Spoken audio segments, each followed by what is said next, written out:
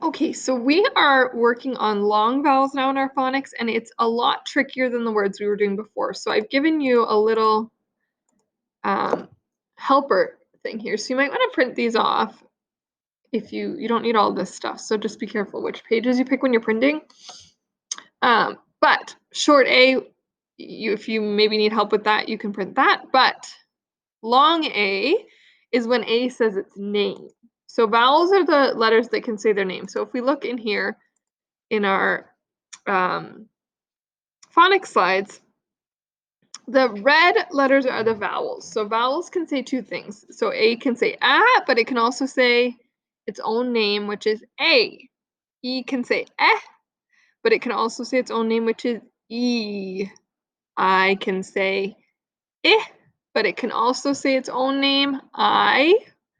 O can say ah, and it can also say its own name, O. And O also makes some funny sounds too, like ooh, sometimes.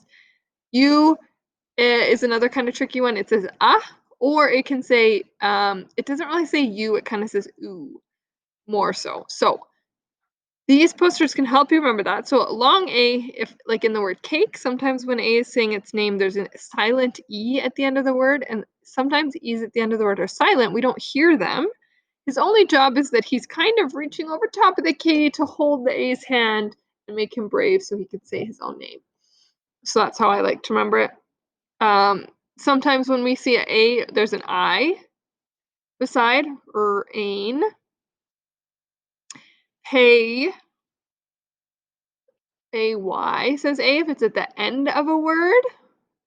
Baby, the A is in the middle, and sometimes we see that with like a Y at the end, helps it to say its name.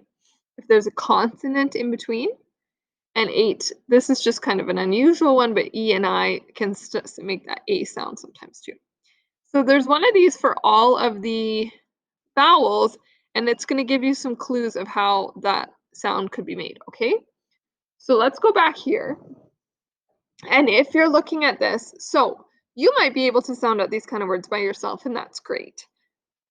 This word is bake. They're baking a cake, bake. So if you can sound it out by yourself and want to try it, that's great. If you're a really strong reader and sounder outer, then you can do it by yourself. If you're struggling, what I would suggest is have your mom or dad or a brother or sister put in the consonants for you. So I've put in the consonants in the right spot, and now I just have to figure out what goes in these spots. But A, we need A to say its own name.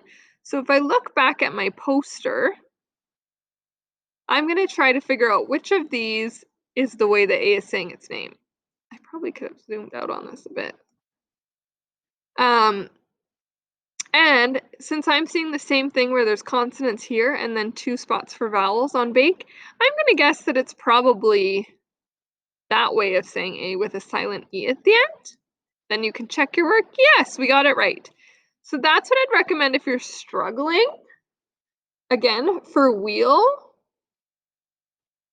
you can have a grown-up put in the consonants, and then you can figure out the vowel sound. So that's a good way to practice your long vowel sounds, because some of these are really tricky, but if you're doing okay with it by yourself, then that's great too. But if you're needing a hint, that's an easy hint, is have someone put in the blue letters for you and you just figure out the red ones.